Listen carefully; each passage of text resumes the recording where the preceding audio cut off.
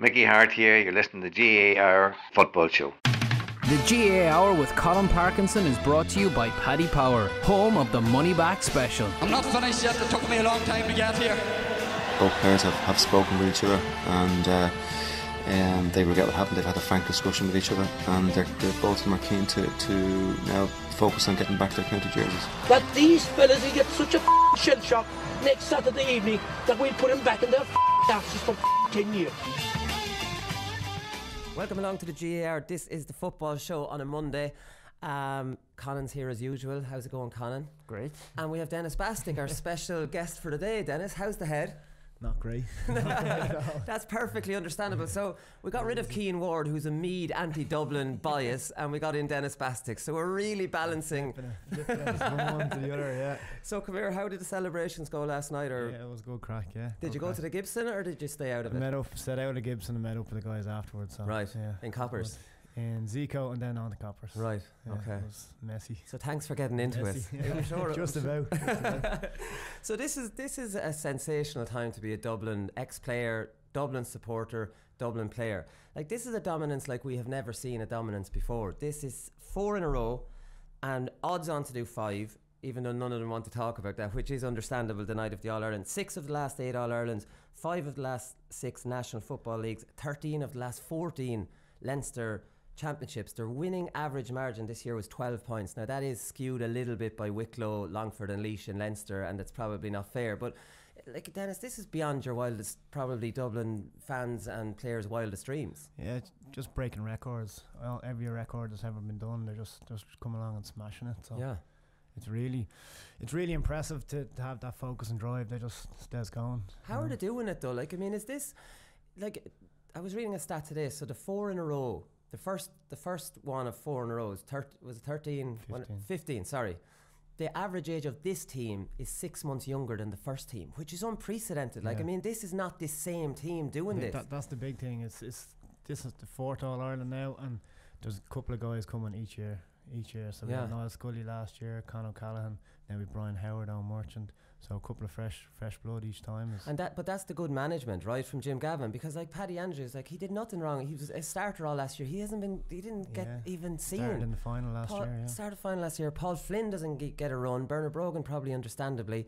Like, he's cutthroat. There's no sentiment with him at all, is there? No. It's gone out the window now. But look, it's working. So what he's doing is working, and the guys are winning, and that's all.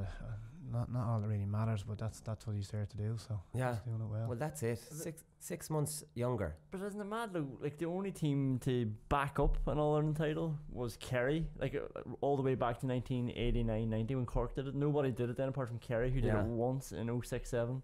Now Dublin have come along and done 4 in a row in this era where everyone's gotten more competitive and they're all more athletic and they're all more conditioned, and Dublin have just said never mind 2 in a row, we've got 4 in a row. Like, and only one team managed to do that in 3 decades. And Kerry did it with changing managers from They changed managers, which gives you that lift. You have to prove yourself all over again. But you have to prove yourself with Jim constantly as well, Denis, I'm sure. Every night you go out, yeah. So like, what is this? So like, why is Flynn not getting a run? Because when I saw him this year, he looked like he was doing well. Is he obviously not doing well in the A versus B? And is Jim based the picking of the panel and the 26 off this 15 versus 15 in the A versus B? Look, it's very hard when you're on the outside. It's very hard to, and everybody makes comments about what they think or who should be playing, but unless you're there every day seeing what's going on, you're only guessing really. Yeah, but does he put the stock in those training games? Do you know? Because like, I mean, but a lot of stock goes into how the game is developing on the day. Right. So like, everyone's lined up or whatever, he has options, and then I think it's how the game is panning out. So you had Johnny pulling up a cramp, Keane O'Sullivan going off, so there was decisions there they had to make. There was 2 defenders in, which mightn't have been planned for. Although Daly usually gets on, doesn't he? Daly and Fitzsimons usually get on. Eric Lowndes got on. Eric Lowndes got on, and kind of pushed into the forwards. But like, I mean, that would have been 3 defenders, so that was it. That was probably the reason that Flynn didn't get in. But this is the thing. So like, I mean, everybody's talking about the Dublin dominance and the different generations of players, and is this ever going to stop? But like, I mean, it was pointed out on Twitter last night, I saw that this team is backboned by an absolutely exceptional under-21 team, and that same under-21 team lost the minor final to Tip in 2011. So off that under-21 team, 2014, they hammered Roscommon in the final. They got John Small, Jack McCaffrey, Brian Fenton, Eric Lowndes, Niall Scully, Paul Mannion, Cormac Costello. Conor McHugh was on that as well, scored 1-6. Davy Byrne, who was on it the last few years, and he seems to be a forgotten man as well, he was on it, and Kieran Kilkenny missed it because he's in Australia.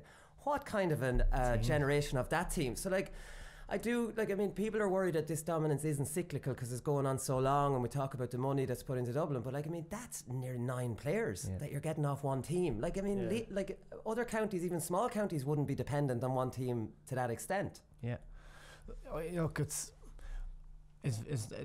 not writing off the next crop of players that are coming up, but I don't think the talent that those guys have, like your Kieran Kenny, Paul Mannion, they don't come along too often. We're lucky they came along when they did. I'm not sure whether we're strong currently at the moment at underage. We don't seem to be winning as many titles, especially in Leinster, so that's your sign to see of what's actually coming through. So. See, that's the thing, but because you're backboned by all these brilliant players, that you only need 1 or 2 off these. So even if you have a Dublin or a 21 team that doesn't win, you'll get Merchant and Howard off them, and you get that's the scary thing, that Dublin only need, a bit like when Kerry were doing well, they only needed 1 or 2 new fellas every year. Yeah, and that's what they've done. Like 2010 they won under 21s, 12, 14 and 17, and they've got 13 starters out of those teams. You go back to 2010 when they had Cooper, McCarthy and Dean Rock. So they had these boys coming through, so they are just taking now 1 or 2 outside of that big generation. Their most recent one, Merchant, Howard, Conor Callahan. So they add on these boys who also turn out to be superstars, but they don't need 7 of them to come in anymore. And they've only won one minor title in this time, 2012. So they haven't had to win the minors. Like, it's just getting those 1 or 2 players through. So it's a weird one with we talk about the money, and I'm sure you're aware of that, because even Cluxton mentioned it in his speech yesterday, which I thought was unusual. He said, what was it? To the officers of the County Board and the staff of Parnell, we'd like to thank you for your endless work, your dedication to the team, and regardless what people say about money and population, to put these teams out, really, really go as hard as we can. So are the players aware of this kind of thing, that the GAA did target Dublin because GAA wasn't going well in the county, and they targeted them with funding, government funding and GAA funding, and now Dublin are a monster, dominating the game. What do you think of that, Dennis? Look, I don't know enough about the figures and facts about the financial things. I haven't been obviously following up. Yeah, I'll tell you, they get the same funding as every other Leinster county combined. So they're getting the funding of a province. You have the population of a province. So this is what people are complaining about, that when Dublin needed that lift, they got it, but they're still getting it. Okay, so then if we flip it and say, if you put the same amount of money into Carlow, GA, no disrespect to Carlow or Wicklow, are you going to have the same result then? Yeah, we'll probably see the population then. So you add the financial resources to the population and the tradition Dublin have, because let's be honest, counties with tradition are going to have more players wanting to follow on in that tradition than a county with no tradition. Yeah, it's a very tough one at the time. It was hard to really argue, because you couldn't not have a strong Dublin, say, for the GAA sake all over Ireland. And I know now they're sort of doing that initiative in Belfast. You sort of do need to target where the big population is as well. That should sort of be skewed in the figures. It should show that you're putting more money into where more people are. So it's pro rata. It's more money per person. I know we were worried it was created a monster, but at the time, do you want nobody in Dublin playing and them all playing rugby and soccer, or that's it? Is it the increased numbers that are playing in GAA, and then just naturally then you get more good players then? Yeah, that's it, and it's better organised, and there's more coaches in the schools and in the clubs and things like that. But I don't know if this isn't a criticism of Dublin. Who's going to say no to that? That doesn't make any sense. It's just, it is a danger that this is just because of the natural population advantages, and Croke Park is not a scary place for Dublin to play, that this could just keep going on. You'll obviously love this, Dennis, but when you're looking, and the All Blacks even, it's just that's a domination, and whether that's going to be good or is it cyclical when you're continually getting these 2 or 3 lads to add to the fellas that you have? Is the All Blacks success not a culture factor rather than money? I'm saying All Blacks more dominance than the money thing doesn't apply necessarily to them. Look, I think it's where the guys in the group have the problem, is that they're going out there doing their best, they're working hard, and then that's been attributed to maybe financial stuff that's not in their mind, and it's not for them. For them, that's not the reason they're playing, or that's not the reason they're lifting weights and doing laps and all that stuff. So then it's hard to them to hear the commentary around the fact that they're winning because of money that was input. Yeah, into it. and like that, obviously money is nothing to do with the blood, sweat and tears that they have to, and yourself when you're winning All-Irelands. Like, I mean, that's not the case. See, this is a GAA. It's often people get this mixed around that this is a problem with Dublin. This is a GAA problem. They're the one that singled out Dublin above other counties. It's not Dublin's fault. Dublin made the best of the money and are organised. I think that like it definitely gets kind of skewed into people thinking that it's a criticism of Dublin, when how can it be? Like, what are you going to say? No. Yeah, and I just, again, like, I'm just trying to think, what would we all do? Like, I completely get where you're coming from and where the criticism comes from and how it seems unfair, but it's just like, that is where the population, I know Derry even, I think we're third on the list of getting these injections because their city is pathetic when it comes to GAA. There's only 4 or 5 clubs there, like, you know, and that's where half the population is, so it's like target the place where the population is. So and it's not doing you any good. No, it's not doing anything for us. Like, that's the other thing. But you have to use it right. Like, I mean, because you can throw money at counties, and the Dublin County Board are professional and they have a full-time CEO, which other counties don't. But Dublin can afford that, you know. So it's like it's a constant kind of thing. They're doing things well because they can afford to do things well. Like, if Laois had that, could they afford a full-time CEO and transform the structures and things? You don't know, because we never had it. Or do you throw money at Laois and they're going to waste it? They'll waste it all. It's a difficult one to know, and I do accept the point that this narrative can overshadow what the players are doing, and like they can only go out and win the All-Ireland, and they're an absolutely brilliant team, and you don't want it to take away from that. I think it is, isn't it though? But still, it wouldn't be, I wouldn't be doing my job if, and everyone wouldn't be doing their job if they weren't pointing out what is like clearly unfair that I can see. You know, like from the GAA point of view again. Yeah. Well, then it comes back to your point. And is it Dublin's fault, or is it a bigger issue then with the GAA that needs to be looked at from their point of view? Yeah, and they are trying to redress it. I spoke with John Horan last year, and like, because the Leinster Council were giving Dublin money on top of all, like, but he said they're phasing that out. Yeah. But the GAA development funding is still been skewed that way. Yeah, I think the scary thing is just when you go. I was at the Kilmacud Sevens on Saturday, and like the club is massive, and there's so many people there. So once everybody in Dublin is now engaged with the GAA, it is a real monster. Like, there's that stat that Ballyboden has more under 14s than Leitrim. So, you know, you did have to sort of start addressing all these people and try to get them into the GAA, but now it's like, shit, like, what have we done? We don't want that many people into it either. Yeah, like some of the clubs they're huge. They're giants, they're giant. But like Portlaoise get the same criticism in Laois. It's almost the exact same situation, only at club level, and it's looked upon, look at the population and stuff like that. And like, I mean, they want Portlaoise split into two, a lot of the other clubs. Like, I can see where they come from. Like, I mean, when you see Portlaoise playing a little village, like, I mean, it's almost unfair. With a primary school with 2 people in the year or something. Yeah, and I often think that those clubs have a closer bond, because when you say, well, we went to school together, like with Portlaoise, I didn't really go to school with too many of them, because we came from the best lads from different years, whereas they might be dependent on like the same 6th class or whatever, or maybe the Dublin under 21 in 2014. I'm going to throw another one at you here, Dennis, and you can here we go. You can say I'm cynical now. I'm being a bit mischievous with this one, but James McCarthy texts Joe Brolly before the game. He says, Joe, I hope, this is Joe Brolly, obviously went around blowing kisses to the crowd when he was introduced the 1993 Derry team. So he says, Joe, I hope you enjoy your big day on Sunday. It's well deserved. I'm looking forward to seeing you. I have fond memories of that team. Now, James McCarthy was 3 in 1993, so I don't know what memories he would have had. Now, is James McCarthy playing Joe Brolly? Because Joe Brolly is a huge fan of Dublin, and I think Michael Darmacaulay and a few lads kind of half know Joe, and they might float 1 or 2 things at Joe, and Joe's a huge heart, and he might get carried away.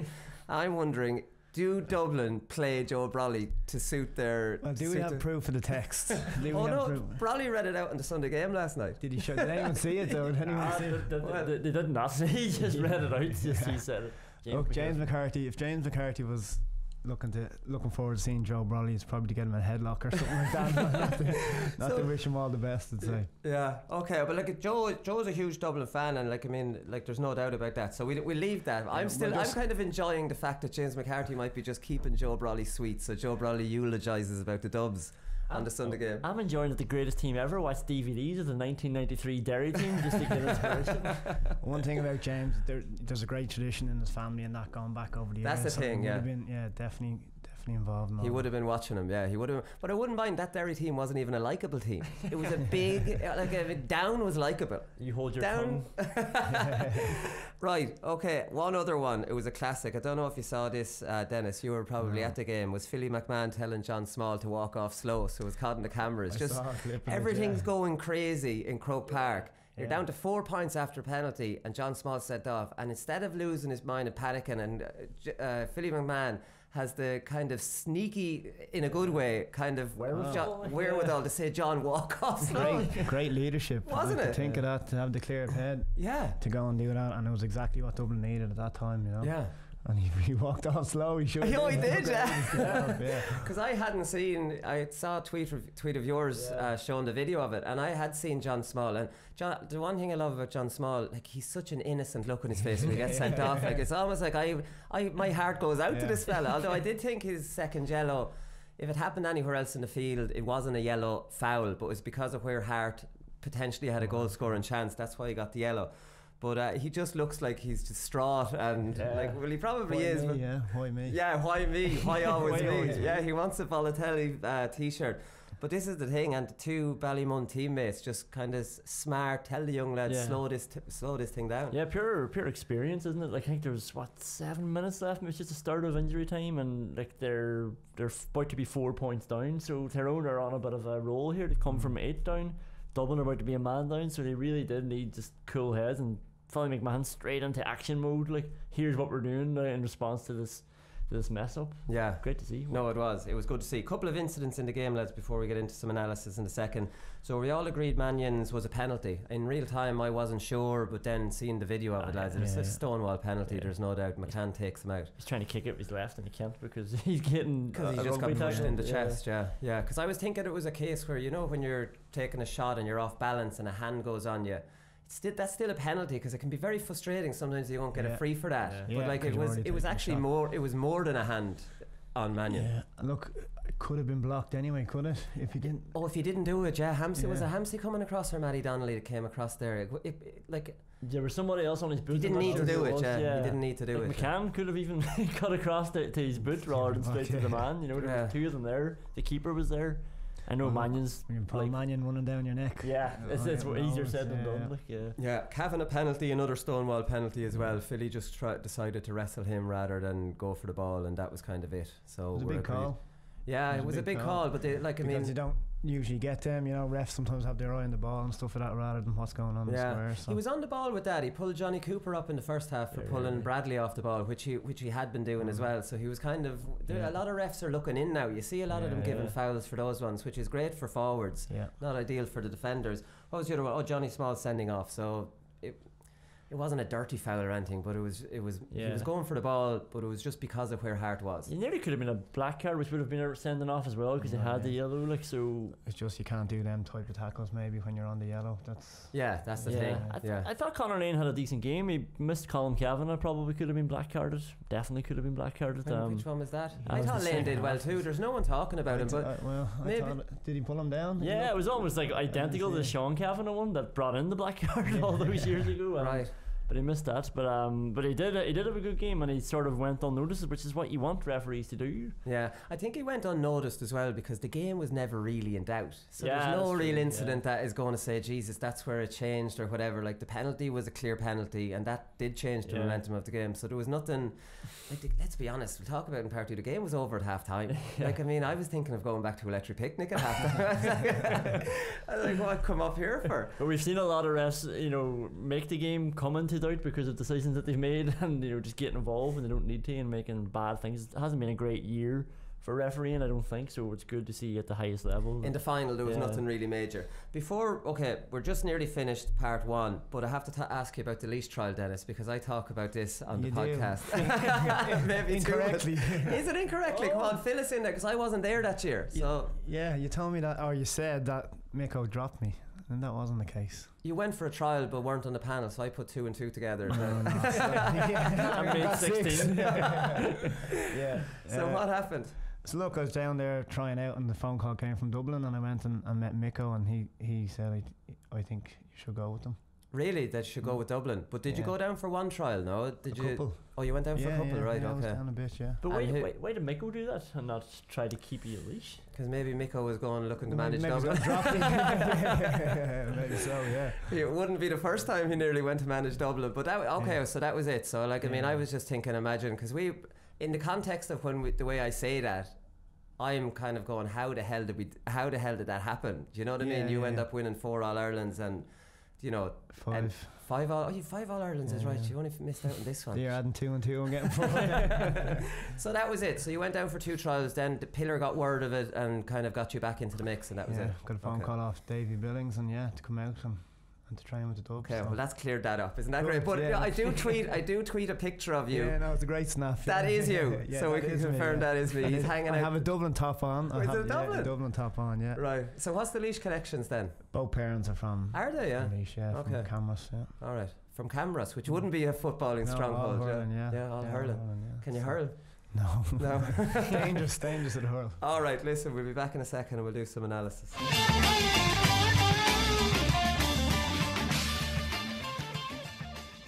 So lads, we had a game for about 17 minutes. Let's be honest, it was 5-1. And I don't know, it reminded me a little bit of the Leinster final against Laois, where Dublin weirdly looked nervous and they were kicking wides. And in that Leinster final, I was thinking, Jesus, this couldn't happen, could it? And it was just they were waiting for a spark. And obviously the penalty was the spark. But there was any stage in that 17 minutes, Dennis, you were concerned? It was 5-1. Definitely, I was concerned. I was saying, this is not going very well at all. We just seemed to be, just a little bit confused about what was going on, and Tyrone just came and had a rocket of a start, and I think that was, they obviously prepped well and they went out with that mindset. But I think in what Dublin do, and they do it well, is they use their heads and they think their way out of a game. So when things started to settle down and things and the matchups were working and fellas started figuring out where everyone else was, I think it kind of just settled down and people got back on top. That was the thing, and it was like Tyrone played some good football in that 17 minutes. Like, I mean, they left plenty of forwards up there. I don't know if that might have taken Dublin a little bit by surprise, but they were playing good stuff. The movement was very good. Yeah, Bradley's movement was excellent, and like, I mean, I don't know, Dublin almost looked like how could they be nervous? Like, I mean, they've always but maybe like these inner rows are weighing on their minds a little bit, Dennis. Would that be possible? Like, I mean, I know playing in Croke Park is no big deal to Dublin now, but an All-Ireland final going for 4 in a row, it just maybe adds that extra bit of kind of pressure. Yeah, well, I think when you're going out with, say, a man marking job and matchups, you're trying to stick to your man, and then he has the upper hand because he knows what he's going to try and do. So I think that kind of maybe gives it a bit disjointed then at the start of a game. But I don't think nerves. I think the guys are just well used to it, although there was 3 guys who were starting their first All-Ireland final, so you never know on their side. But I think they got the grips. Took a bit of time, and they gave up a bit of a lead, but they just do. Dublin do what they do. It's an 80-minute game now, so no panic. That's the thing. There's no panic, and like, I mean, it was 5-1 down. So then that was after 17 minutes. Then Cluxton finds Jack McCaffrey with a sensational kick out. So it's basically Jack McCaffrey doesn't break stride. So when he actually catches the ball, his momentum brings it past McGeary, and he's away into open space then. So Kilkenny gets a point, 5-2. Then Dublin win the next 3 kickouts, and they get 1-2 off it. Dean Rock 2 points, and that was the Mannion goal. And then a few minutes later they get the second goal, and this was from Myler needlessly pushing Johnny Cooper in the back. Johnny Cooper was going nowhere. There was 2 Tyrone lads converged on him. Cooper doesn't lie down the ground messing around, gets straight up, gives it down into Con, dummy solo, Scully goal. That's game over. Like, Tyrone, I often mention this in the podcast, it was the Leinster final in 07, and we were 4 points up after about 20 minutes, going really well, and we were flying it, and our tails were up and really up for it. And then Dublin got 2 goals just before half time. When they got the first goal, the stadium erupted. Like, I mean, I can only describe, like, it's very hard to keep your mind. Like, I mean, I can imagine Niall Morgan, because we had Rory Beggan on the podcast last Thursday night in the Sugar Club, and he said Dublin's press is on a different level to other teams. So Niall Morgan is standing over this, the crowd's going mad, you can't communicate with anyone because it's so loud, and this fella has to stand over kickouts under that pressure of Dublin's press. Like, I can see how these meltdowns can actually happen. And like, what makes it harder for him is that no one, like, the rest of the players are feeling that, and they're not showing. Everybody's hiding behind their men, and he's just looking, and there's more Dublin players there, and he has to hit it down the middle. And you need to have an out ball, like, that's so.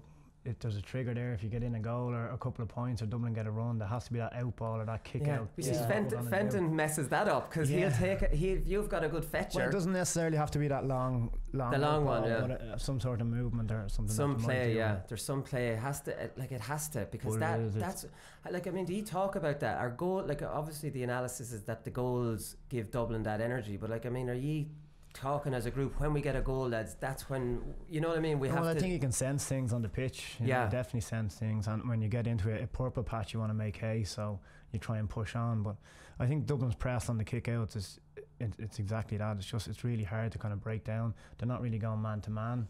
They're going a lot of zonal, so it's just harder, and it's riskier then for the goalkeeper, and it's riskier on the back of after giving away a goal maybe a few seconds earlier. So it's just a difficult one to try and break it down. But I think it's very much mental, so the guys, they're not showing as hard then when they give up a goal. The crowd is lifted as well, so and that's human nature, really, isn't it? It's like, Jesus, you know, I don't want to be the next one to mess up, and that's like where you need leaders to be the lad that says, I don't care. But if you look at on that point, the leaders, look at it when Tyrone were getting their run in the second half to bringing it tight. There was two big kick-outs. Jack McCaffrey won one, and Fenton won one as well. Fenton won the one straight after the penalty. Bang, that's who you need. He wasn't hiding. Do you know that kind of way? That's momentum stopped. That's the difference. Momentum stopped. But this was pointed out last night on the Sunday game. It's so obvious when you see the replay, and it was for the penalty. So the kick-out messes up, and it goes straight to Kilkenny, who's unmarked. You see, when Dublin are marking zones for the kick-out, if they win it, they're not being picked up. So their forwards are completely free. So, like, I mean, it's a knock-on effect of marking this zonal one, that if you win it, Kieran Kilkenny, there was nobody within 10 yards around him. Kieran Kilkenny.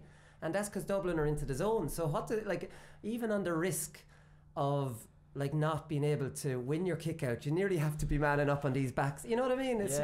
They have you every way, Dublin do. They really do.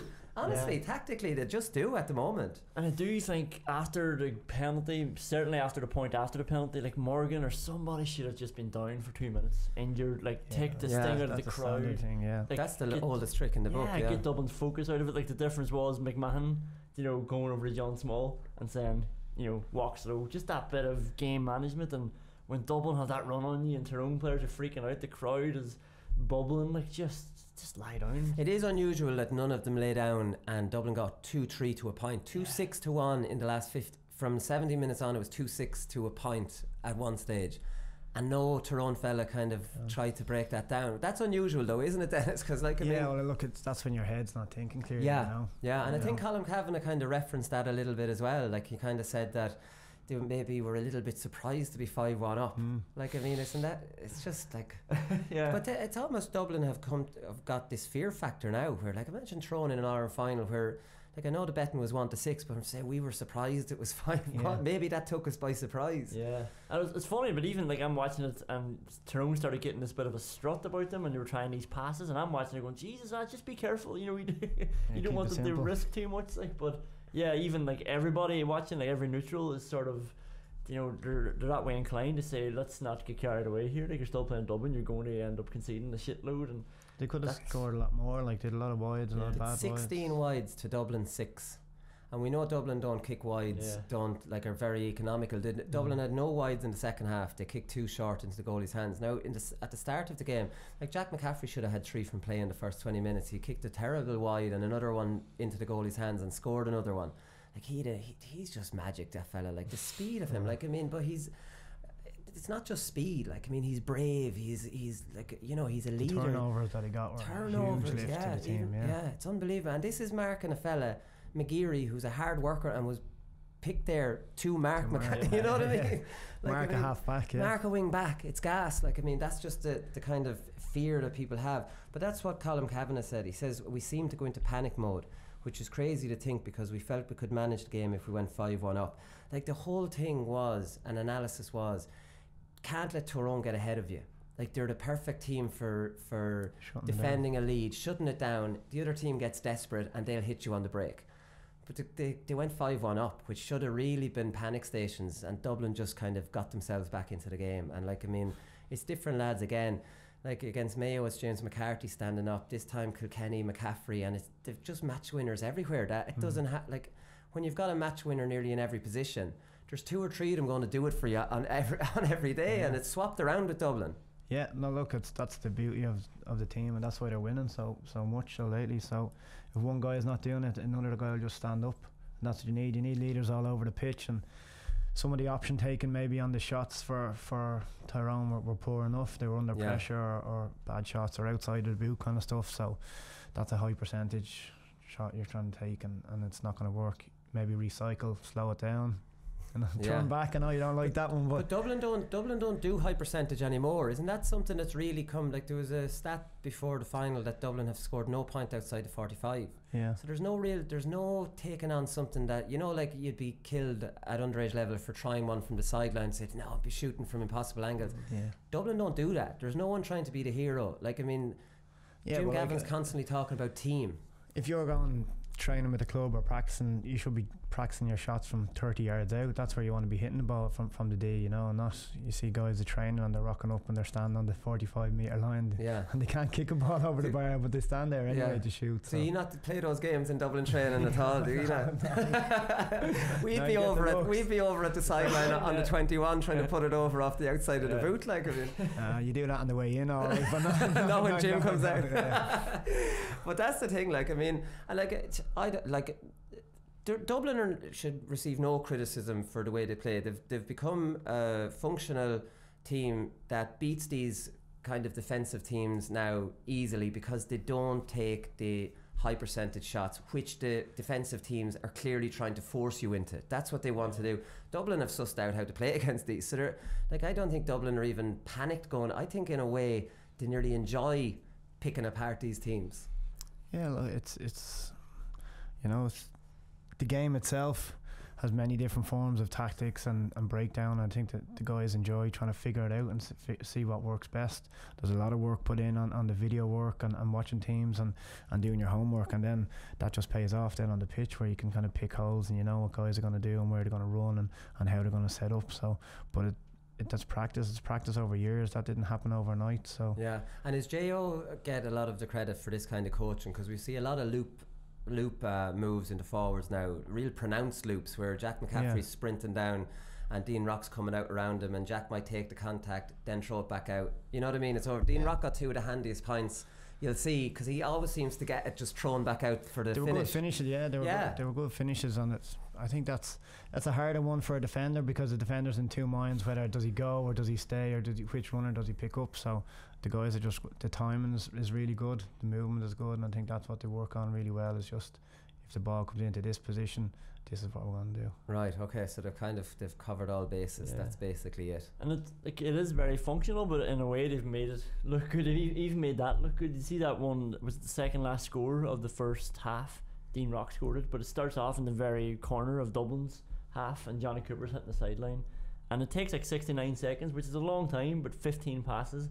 Brian Howard pings his lovely pass into the corner for Conor Callahan. Doesn't work out, so they come back out, go over to the other side. Kieran Kilkenny tries to make an inroads, they come back out, then it ends up getting popped in to Dean Rock. Michael Fitzsimons comes late, sort of this little spin, pops it out, and not one time in those 15 passes did a Tyrone man get a tackle on them. One of them got a push after the ball was hand passed away, but it was functional. But there was a couple of nice kick passes in there, a couple of nice pieces of skill, and a great finish by Dean Rock in the end, and just sort of highlighted what they're doing so well, and just moving around the whole pitch and dragging Tyrone everywhere, and them not even getting a hand on them. Yeah, I don't think Tyrone were as defensive as I've seen them before yesterday. Is that fair to say? I mean, they did take the game to Dublin, but they created no goal chances outside of Kavanagh's penalty. And that was Philly kind of pulling him down. But without getting goals, you can't outpoint Dublin. This is the thing, and there's no team setting up in a way to score goals. Galway had Comer in there. I thought that they would have given him more ball. They gave him hardly any ball. Even that's after scoring an early one. Because Dublin, the way they set up, they will give you one-on-ones in there. But if teams aren't putting that ball in early, Laois are the only team that sent in regular diagonal ball. And the problem with Laois was that when O'Carroll and Kingston caught it, they didn't have enough lads up in support of them, so they couldn't really do much. And Dublin defenders are good, tigerish in a one-on-one, but you will win ball, you know what I mean, out in front. So are we going to see a shift in how teams are going to have to take on Dublin? You can't just go and do that in a match. Just put in a fella and start trying to attempt high balls. That you need to work on that for months and months. To try and they weren't even good ball thrown were given in. They were straight ball down, which in general shouldn't be a good ball. You know. Well, look, there is a bit of danger with them. Look at Comer's one. You just get a flick on and it can go. They're hoping for luck, though. You know, it's kind of like that. Yeah, you know. But they're dangerous, and I think. Yeah, the high ball is a question there, but I think that could be danger in any team that you play against. There's always a risk there if you're getting the ball in around the 6-yard square that anything can happen. So, yeah, does a team need to get possession? So when you have a point man in there, if your team doesn't have the ball, he's just wasted in there too because he's not getting the supply. Yeah, no, it is. Like I mean, I definitely think there's going to be a shift next year. I think Kerry will try to outpoint Dublin. I don't think they're there yet, but they'll play a 3-man full forward line and give Dublin something to think about. The idea has always been to contain Dublin. Now that's proved that containing Dublin just does not work. So next year, can we see teams trying to score a goal or two? You know what I mean? Because this just doesn't work. You cannot contain them for that length because you can't get scores. It's too hard for you to get scores. And it is too hard to contain them. There's too many players to contain. You can't do it. As you said, there's too many match winners there, so somebody's going to get through and they're going to get scores no matter what, and they're too sort of slick, so you can't contain them. Going back to sort of getting the goals, which is what you will need to do. Michael Murphy was good, saying you need to score over 20 points to beat Dublin. The Damien Comer one, the difference of that was that it was a pass. It was a high pass. It was flighted well. He was one-on-one inside. I mean, this lumping the ball in on top of... That was desperation stakes. Now, I do take the point that is dangerous, especially if you're a dub and you're hoping it doesn't get flicked in. Like, I thought it was desperate, but like I can see how you might... You know what I mean? You might think it's... the penalty, You can play high passes in with people who are mismatched, like the Kingstons, you know, for Laois, you find that sort of mismatch and use it. But then the goals that Mayo got against him were always coming from deep. You know, Lee Keegan doing those bursts coming from deep. Yeah. You can't really pick that up. It's hard to do. Yeah. Even Connolly, with all his hard work and tracking, you can switch off for half a second and you're gone. You know, so it's going to need to be something like that, you know, to get through. And like, listen, it's easier said than done. But you're right, like, it's too hard to contain them. There's too many elements to them, so you have to try and hurt them. Yeah, what do Mayo do different than Dennis that seem to be able to give Dublin a really good game? Is it because they're physically a match for Dublin and can kind of front up to them? I think the tempo and intensity level, I think what Mayo bring to the game when they're playing Dublin, I think they're almost matching Dublin in that area, and I think that's the big difference that you see some case with other teams, is that you can go and play well against Dublin for a period of time, but you don't have the legs and you don't have the strength to out-muscle them. Yeah. And then that's where you fall down. So Tyrone had a great start, and then it looked like, not that they were huffing and puffing, but the sting was gone out, or the tempo that they were able to produce at that time was gone out of them, and Dublin got their part there and went in, and they came back out strong. But Dublin, even against Galway, who I didn't think they were a small team, Dublin just look a bigger team. Like, I mean, and against Tyrone, like, Tyrone are not a big team, so there was a clear difference in physicality yesterday. And I suppose over the course of 77 minutes, you're just worn down. Like, I mean, a lot of work and effort goes into that, and they've got a great S&C with Brian Cullen there, so that's worked on, and I think it's, you know, it's more power based now, and it's not just to get big and muscly and t-shirt wise and stuff like that. It's more game effective. So what you need to take the hits and take the knocks and get up and get on. And it's power based in the legs, is it, or is it like a bit all over? Yeah, okay, yeah, all over. So that's the way it's evolved. So some counties are still doing the bicep curls. Well, some guys still doing them as well in Dublin, but it is. It's more explosive power. Right. Okay. And I think that's what the other teams maybe are lacking in that area. Maybe because there's clear difference in physicality and ability. Obviously, Mayo are onto something. They have Barry Solon, and he was with Laois, and he's really good. He's over with Arsenal, so maybe they are onto the same kind of strength and conditioning that Dublin are, and that's how they can match them. And maybe other teams are falling behind in that science part. Well, they've excellent players now as well. Well, that's true, but they are able to match Dublin over the 77 minutes, which other teams just can't do. And like, it's probably that feeds into a mental thing. And it's see Lee Brennan getting that ball in acres of space in the second half. All he had to do was one-on-one. This is the boy that we've been raving about, the skillful player. I think it was Cooper coming up his arse, and he didn't want to know. He ended up taking it out on a loop wide, and then he had this wild shot that didn't even go dead. Like, Cluxton came out and got it, and Dublin went up and scored. Yeah. You know, whereas he was one-on-one with his defender, which is a club level. I'm sure he's just tearing past boys, but didn't want to try it or risk it against Dublin. No, because when you do, and you know this from being a player, that if I'm a forward and I'm going to take my man on and I feel that contact and I go, Jesus, I might turn back. I'm not, you know what I mean? That's a little bit too strong. You just feel that. I felt it in 2009 when we come up against Kerry.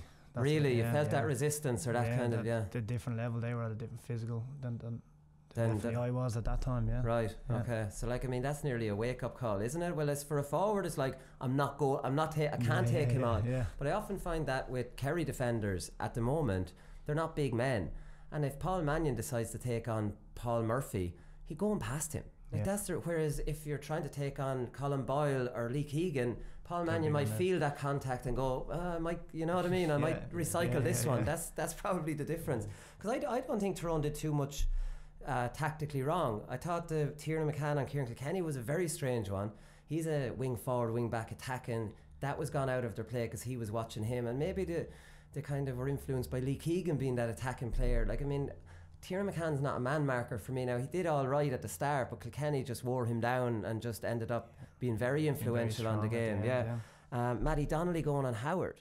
So there you've got Tiernan McCann and Matty Donnelly, two of their big players for running at you, and they're marking lads. Imagine Brian Howard, who's not on the team at the start of the year, and then has Matty Donnelly going wing back to go on him.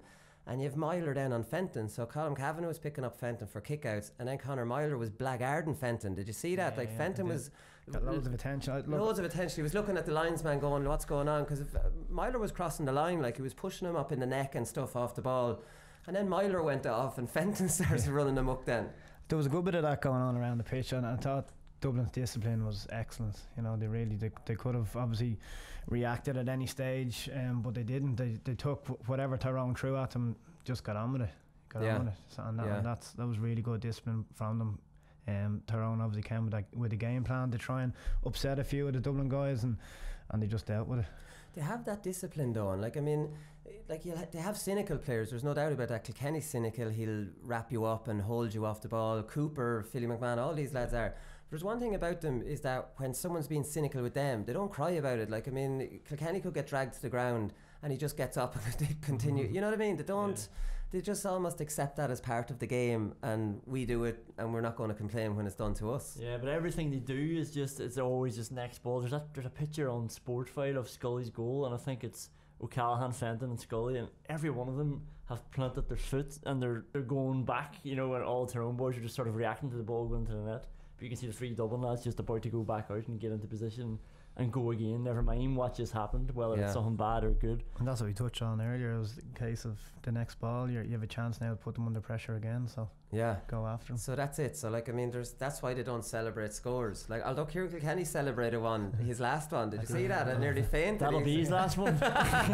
He'll get pulled aside for that. But this idea, you know, of Donnelly and Tiernan McCann going back, like, I hate that idea of hammering the hammer. I mean, can you not just have something to stop the hammer? Because I think it's a waste of your tool, like, whereas you can be using Tiernan McCann and Matty Donnelly to cause a dent in the other team, whereas you're just wasting it to try and stop somebody else. Now McCann did get forward at one stage and he got the point, and then he pushed Kilkenny and he said something to him, and it looked like Tyrone were kind of really in a good place and up for it and everything. But like, I mean, like I said, like, I'd say Kieran Kilkenny's kind of GPS stats are off the charts, are they, Dennis? Like, I mean, covers so much ground. And he always looks like he's wrecked. And look at him there at the end. He was just making that sprint, making that run from one end of the My pitch. God! And in fairness, McCann did well to track that, because, like, I mean, that was. It's hard to make that run as a forward, but it's even harder to track that kind of a run when you're waiting for him to pull up, and he didn't pull up, and Kilkenny didn't really, like, I mean, it was just a run. Like, there was no need from Kilkenny. He just did it. Like, he did it. It was just incredible to go at that. I didn't realise, is he deceptively fast, Kilkenny? Because, like, I mean, I don't think he's fast, but he like, when you see McCann not able to catch him there, he's a powerful, strong runner, and he has this ability to do it over and over again. So he's not slowing down throughout the game. So he's still keeping at that same pace all the way to the finish. Yeah, he's built like a tank now as well. Like, he's turned really stocky. Final word on Cluxton here, because he had 26 out of 28 kickouts, lads, that found his man. And there's the reality. That's the difference. Like, there's no point in saying anything else. That is the difference, that these kickouts now have become so important, that they're power plays, and that if you win them, like we've said with these zones, there's immediately something on. There has to be, because everybody's everywhere and they're not being picked up. So Cluxton's not getting caught out. And there was one that I remember that went over the line, was to John Small, and that wasn't even Cluxton's fault. John Small was flat-footed, and by the time he turned, he wasn't able to reach it, but it wasn't a bad kick out. It was perfectly fine kick out. But like, Cluxton can stay playing for another 5 years if he wants. Like, he's still agile. Remember from Parnell, he's as fit as an outfield player. Like, I mean, he's dedicated. Goalies, let's be honest, don't need, like, he could play at least 50. Like, I mean, this is like I think Jim would have him there as well if he could. He would, I'd say, yeah. What's really impressive with the kick out is the next ball, you know. So anytime they went short, they always seemed to be able to find the next ball and get it up the pitch high. And I think that was really important for them. So not only are they winning the first side's possession, but they're getting down the pitch quite quickly as well. So. Right. I remember being told in the Pillar Caffrey era, that was when I was playing, and I remember the big thing then was Shane Ryan and Kieran Whelan used to break to the wings for them. And remember being told that huge amount of work doesn't go into this, that basically Cluxton stands over the ball, he needs movement, and he'll find whoever moves, and that's kind of it. Like, I mean, sometimes you might think there's a huge science behind this. You'll see Cluxton a lot. I see no signals, like, so it's hard to read into, like, do you know, a goalkeeper could wipe his chest and that's a signal for a certain player. It's just crazy movement, and everybody like be responsible for getting free, and you know you're going to be hit even on the run like McCaffrey was. Look, he makes you look good, you know. If you make a run, he finds you. You know, there's very little time where you're maybe checking your run or going backwards, whereas you might, that'd be the norm, where you might make a run and then it's the ball's going back one direction or it's going closer to your man than you. And so I think that's where the stats are so high, because he's just so good at getting the ball out, so good. So like, if you break to the outside, you know, with some bad passes, they might go off the outside of the boot and come kind of go the line of your man and make it look like he's been out in front of you. But Cluxton never does that. Like, I mean, you just break. And the thing about it then is, from being a midfielder, like, you can break back, you can break forward, you can break left or right. Like, it must be very difficult for fellas to actually tie you down, because if they're marking you from the outside to cover your run to the wing, she'll just break towards him. Well, that's it. Do you know, the like, gaps open up in the pitch. Croke Park is so big, and you find those holes, and then he's just popping them into the holes. So, and that's why you see Fenton getting on a huge amount of ball. His athleticism can get him to anywhere he wants on the pitch, and there's lots of space then for him to run into. That's the thing. And so, who's giving you most trouble then from his kickouts? Kerry is the one that springs to my mind. For the press, for the press, turnovers, Look, I think if you're going to get goals against Dublin, then you kind of have to get turnovers high up the pitch. If you're getting turnovers back in your own defence, Dublin are quite set in defence, so if you go after the kickouts like Kerry did that time, and they got a couple of turnovers, but like that, it's just you're living off scraps on his kickouts, you know, so you're not going to get many of them, so you need to do well if you do get some. But yeah, Kerry did quite well for a period of time, but he just finds a way. Yeah, he finds a way, because it was the second half. Remember that he had the mini meltdown? It was 2016, and then second half he didn't put one wrong. Do you know that? 100%. But Kerry came with that new press that Dublin do now, where they actually sacrifice a forward or two to get up into space. I mean, that was, I don't think any of us had seen that before, but now like Dublin do that now, and they're putting kind of pressure on other kickouts that just keep go. It's hard to know what to do, because Morgan did try to go long, and that didn't even work. Because my idea was, when your brain's scrambling like that, get it as far as you can down the field and lose it down there if you're losing it, and you should have enough lads back, you know.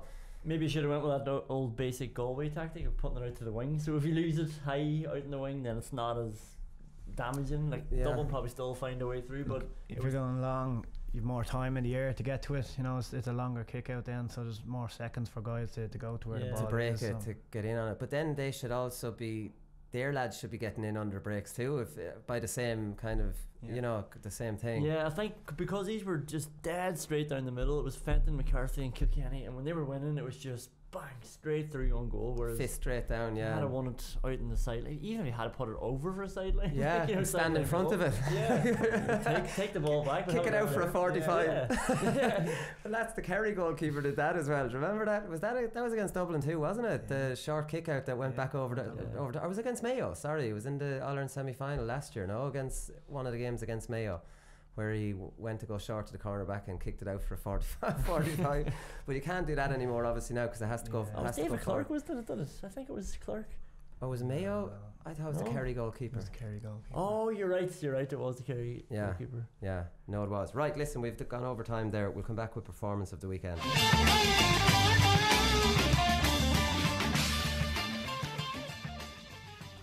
Paddy Power performance of the weekend, and we have no Tyrone representative on this, because I'm actually taking through their team, and I can't think of anyone who's even worthy of like Tyrone. It's weird that they got within 6 points, having not played particularly well and missed loads of chances, isn't it? Because it's hard sometimes when you analyse these games now, because they're so, like, the players are so all over the place. Like, I mean, it's just such a kind of disorganised game now, isn't it, Dennis? Like, I mean, how it finished, it was frantic at the end and so opened up, you know, and that's when a game is being chased by a team, there's lots of gaps then that's open up, so it's very, the positions kind of go out the window, but it leads to be exciting then at the end because there's lots of goal chances. No, there was. And like, I mean, the perfect players to come on into a broken, disorganised game, like McManaman and McCauley, who just love running at lads, and Costello as well. Yeah, he got a score from running.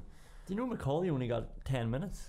And it seemed like it had been on for ages. The amount of possessions he got, just battering through. He's very hard. He's very unlucky, Macaulay, because he's not doing anything wrong. He's playing really well. It's just because John Small, Jack McCaffrey, and like, because John Small came on the scene. John Small is who messed Macaulay up because McCarthy went midfield. Isn't that kind of it? That you got to play John Small. Yeah, he done so well, and Peter Hart, he was always going to play.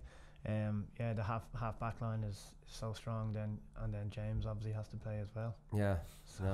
It's the options. I wouldn't say like the guys that you don't see maybe coming on or getting time. It's not that they're not doing well, it's just you can only play 15 and that's it. Someone has to lose out. See, split Dublin into two, that's it then. It's like, I mean, this we're going to make the case for this. Kieran Kilkenny, right, so he's the first one for performance of the weekend. He scored 224 from play in the championship this year, so he's top scorer from play. He's 25 and he's 5 All-Irelands. Lads, it's unreal when you think about the impact that this fella and Jack McCaffrey and Mannion, because they came on the scene in 2013 and they won their first All-Ireland, and I remember Kilkenny and McCaffrey were brilliant, and then in semi-final final they weren't as good, but they're only bloody chaps, like they were young. Now he's this leader who never drops his head, who is brave, and like, I mean, he could win 8 All-Irelands is a conservative estimate for what Kieran Kilkenny could end up with, but he never stops. Like, I mean, I don't know what he's like as a fella. I know he's a real Gael, and he's a Gael goer, and he's a GAA man through and through. And I was reading the Malachy Clerkin piece there where he was talking about him being 8 years old and playing in Cumann and Munskull and being real nervous before playing in Croke Park in the final, and he's just pure GAA, and that's why he came back from Australia. You know, like, I mean, this is the perception I have him. Is that accurate? Yeah, look, he just loves to play. That's all he wants to do is play Gaelic football for Dublin, and just lucky he did decide to come back. It didn't work out in Australia, and we got him back, and you know, he's just developing into obviously one of the best footballers in the country, and he's been doing it consistently on a consistent level, and you know, now game plans they're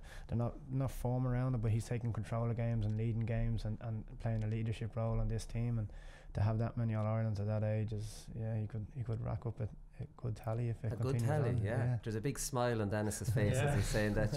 You won't see it on the podcast, but he's this is the thing, like, he celebrated that last score, but he's playing in full forward sometimes and coming out. Himself and Con seem to switch positions from the centre and full, and like, I mean, he's just got that kind of best of both worlds in that he is getting on the end of moves, because a critique I had of him 2 years ago was against Donegal. He got that man of the match for the 52 possessions, but like, he was just completely overdoing the sideways passing and backways passing, and I was making the point that he's much better player than that, and playmakers take risks, and he wasn't taking any risks. But I think he's kind of keeping that hand pass and keeping it ticking over, but also a little bit more risk in his game. You know, he's taking on his man and scoring. Yeah, he's an excellent shooter of the ball, so you know, you need to get him up close to goal. I think when he's playing out a bit deeper, he doesn't get close to the goal enough. So then the switch between in and out just gets him on the ball, and that works better. Because it was one of the games against Mayo that I think it was the first one, 15, and it was after you'd beaten Donegal. I think Donegal was in the semi or the quarter anyways, but Kilkenny was on his mad possessions, sideways passing, and against Mayo that was just slowing down your attacks. And I remember Jason Sherlock running into him. He started the game in the full forward line for the first time, but I remember he was drifting out and Sherlock was waving at him to get, you know what I mean, to get back in. And I was wondering, while that might work against the defensive team, against the Mayo team, that kind of slowing it down wasn't doing you any favours, because Mayo were filtering some bodies back. Yeah, like, I think he can decide whatever he wants to do on the pitch himself, whatever that instruction was. I'm not sure what it was on that day, but you know, you have good reason to slow down the game. If you look at Tyrone, maybe they should have slowed down the game when they went up to 5 points, and Kieran does that for Dublin. So I suppose when he gets on the ball, he knows what he wants to do. Just guys know what he's going to do with the ball as well, and then everything just revolves around that. And now he's getting the scores on top of it as well. So has he ever passed you a hand pass and pointed at you to where you're meant to hand pass it after that? No. I was always behind your experience. Yeah. Right, because that seems to be gone as well. I saw him only doing it once yesterday, and I actually think he was pointing at someone else. He was pointing at somebody else to move it on over the far side. Ever since they lost it against Galway doing it, they probably won't do it again. Oh yeah. He got turned over doing it. Right, Jack McCaffrey is the next one, lads, and he got the man of the match on the Sunday game last night. I heard what a turnaround it is for him for going off early in last year's final, cruciate injury, wondering is he ever going to get back. Jeez, if he's nearly back better than ever. Like, I mean, well, Kieran did the same injury and came back. I thought he was absolutely unbelievable yesterday. The runs that he was making and the turnovers that he made, and there was just a huge boost at important times for Dublin. And he was standout man of the match for me. You can't beat that electrifying pace though. Like, I mean, you just can't beat that. Like, I mean, it just gets you up off your seat. He's exciting. Like, he's just every time he touched the ball, obviously you can hear the crowd and the fans getting exciting, and stadium lifting. But he's so fast with the ball. You know, it doesn't matter whether he's with or without the ball. He's just got that blistering pace, and it's frightening now when he's coming at you, because he has strong. He can shoot as well, and you see a lot of Dublin's attacks are coming off it. He's running down the neck of the teams, and then you can get the loop on the back. The loop off the back of that. Like, it's very obvious coming down that left wing. Like, he's either getting through or the lads are coming around him, and it's that pace to get through the lines. Like, it's invaluable in the modern game, though, Dennis, because, like, I mean, breaking through that 2 or 3 lads and getting past that, then you're into space. Then you doesn't happen. I think we've seen it, that the pace now is a factor, and teams who do well have got guys who can go by a guy and obviously have that pace and strength and power which Jack has. So look, it's a huge attribute, and Dublin's one of key men. There's no doubt. Like, even off the ball, he's just he's a dog, isn't he? Like, you know, you see him scrapping for possession, you sort of wonder how is he still so up for this. And like, Morgan tried to kick a couple of balls down in that direction, and it's just like this brick wall where it just stops, and he just comes back out with the ball. Like, you know, it never seems to get moved back by anything. It's just everything is always going forward. And the point you're making about the loop and how you can see it coming, but we've seen him go the whole way and score goals. That's the thing. So you have to scramble. You have to just try and stop him scoring a goal. Yeah, and with that pace, like, I mean, it's even, you see, if Mannion comes on the loop, like, I mean, you nearly have to let him on the loop, because if you get too close, he'll double back and he's gone in. You know what I mean? So it's really difficult to know what to do. Great pace with Mannion. Great pace with Mannion. He's got that electrifying pace. We saw Mannion take on Shane Walsh up the wing. Shane Walsh gave it off. I was like, geez, no, keep going. I want to see who's faster. But I think Jack McCaffrey's faster than all of them. Would McCaffrey be faster than Mannion? I think in the sprints, he would be. He would be fastest on the Dublin team. You don't even want to give that away, Dennis. Like, Jesus. Right, Brian Howard, lads. Not brilliant in the first half, but he had an unbelievable second half. And I suppose that catch at the end crowned the whole thing off. Maddie Donnelly on him. Bloody debut year. Didn't go on the holiday to impress Jim Gavin, and it bloody worked. He missed a good holiday. He'll be on the holiday next year, I can guarantee you that. There'll be no missing that. But I was saying to him, remember back in January when he wasn't doing it, I was like, Jesus, mate, go on the holiday. Like, I mean, you can impress him. But I suppose breaking onto that Dublin team, you nearly have to do something, you know, to get Jim's attention and make him like. You don't get too many chances, so you know you need to take everything you get on the team. So, and he's done that, 2 hands. Yeah, big time. Like, I think, like, I don't know, like, there's very few games Brian Howard hasn't been outstanding in. Like, he's third. Is he fourth for Player of the Year? I think he should be closer for Player of the Year. In reality, he's been outstanding the whole year. Who's the other? Kilkenny's favourite, then Jack McCaffrey, then Fenton, then Howard. Yeah, like we're talking about him as a young player, but I think he should be in contention for Footballer of the Year. He's been the catch brilliant. At the end, you know, unbelievable. Things you dream about to get on a final, like it was like the block that Tyrone made. McGormley, back then. It was something similar to that. It was, you know, except the Dublin were a bit. And I remember Howard, when Laois were getting a lot of joy with Kingston, he went back as the sweeper, so he must be really good in the air, and Jim trusts him. Huge leap, because that's when he was back in around Kavanagh then, because Jim obviously trusts him to go in and for that aerial threat, whereas Dublin full back line might not be known for being good on the high ball, but Howard is their kind of troubleshooter to go in there. Well, James McCarthy went back in on Kavanagh. Oh, he went back into Mark Kavanagh, But and that's a good point, because the position that Howard took up for that catch, he was about 5-10 metres away. Oh, and he's the one who just commanded the whole thing, and Kavanagh ends up on the ground, and Howard's just running out with the ball. His momentum is unreal. In January, you were sort of talking about that holiday that he should have gone on. In February, I was sort of making fun of him for not playing. We didn't play the with DIT either. Yeah, I was like, he's not going to get in the Dublin team anyway. Connolly will come back, and Kilkenny, and I thought that was going to be the thing, but he's just turned around to be one of the most important players. He has. So listen, well, the message, I still think he should go on the team holiday. I will not. There's nothing going to change my mind on that. But maybe leave off the college one. They shouldn't clash anyways. The college shouldn't clash with the league and make him make that choice. He ended up playing for his college anyway in the next round, so. Listen, right, but that clashed with the league game, the first one. Brian Fenton, another one, just a machine at this stage. That there's he doesn't tire either. I don't know what he's a freak as well. The end of games he's picking off scores and winning important kickouts. Important kickouts and breaking a pace, and he's not tired. No. We saw what was the one we were laughing at here? It was poor Kieran Lillis, the Laois midfielder. So. He's chasing Fenton down under the Cusack stand, and in fairness to him, he stayed with Fenton because this was a flat out sprint. Now Fenton was soloing it and Kieran was running after him, and Fenton ends up going down. Maybe there was a loop, and I think somebody kicked the point. Next minute, Kieran is because at the match, Kieran's just walking back out with his hands on his hips. Fenton's running back out to his position, at a 3/4 pace, ready back into his midfield. It's just that is the difference. That is that difference. How was Fenton not tired that he'd walk back out there? He was running back out to be back into position. It just summed up where they're at. That's the intensity and the fitness and the strength thing. That's what they have over other teams. Yeah, no, definitely. So we need to find out. Brian Cullen maybe needs to do a seminar and find out. Has Brian Fenton ever been tired? That's the question. What's Fenton's chief? He's tired this morning. Well, that's for different reasons. Right, finally then, Paul Mannion, because he was in our poll as well. So he missed a penalty against Laois in the Leinster final. He's 5-2 down in an Ireland final.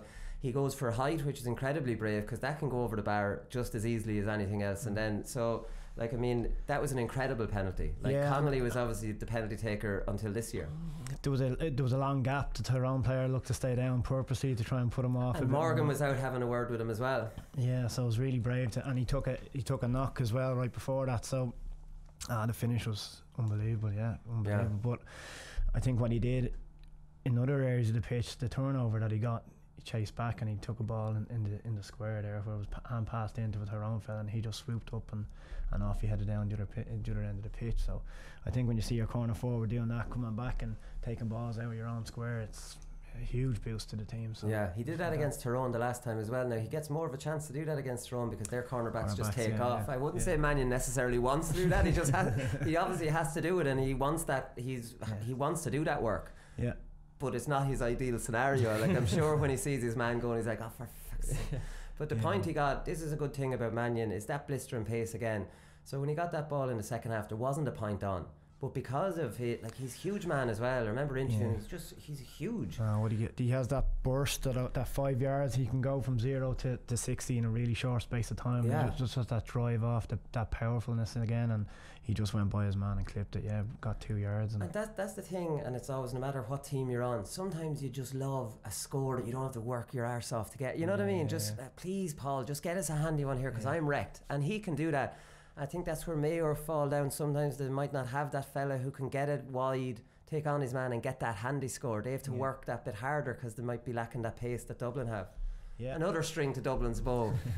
That's the reality of it, isn't it? And those players are most teams hope to have them, where it's you can just give them the ball, and everybody else is so lazy to just stop, and it's right, I hope he just takes this on now himself, and he's doing that. You're right, Mayo don't have it. I'm going over what you just said, but it was a very good point. It was a very good point, so you can repeat it. Right, come on, give us the result of the poll here, and we'll see who we decide on. Brian Fenton, 4th place, 17%. Kieran Kilkenny, 3rd, 22%. Paul Mannion, 2nd, 29%, and Jack McCaffrey at the top, 32%. 32%, so fairly close between himself and Mannion. I would have had Kilkenny a little bit ahead of Mannion, maybe. I thought just overall. The 3 from play. Manu was very good. So I obviously have the ability to overrule this poll or not, but I'm not going to overrule it. It was between Kilkenny and McCaffrey for me. Like, I mean, I'm in the wing back kind of club. I love an exciting wing back, and McCaffrey is one of my favourite players. So it's Jack McCaffrey, man of the match. What did you see? What went on in the Gibson when he was being interviewed last night? It's a complete malfunction. Bad advertisement for the Gibson Hotel. Well, listen, Dublin can have every box ticked, but if they can't have an awning up properly, listen, this is just bad organisation. John Costa. Someone's getting sacked. Someone's getting sacked.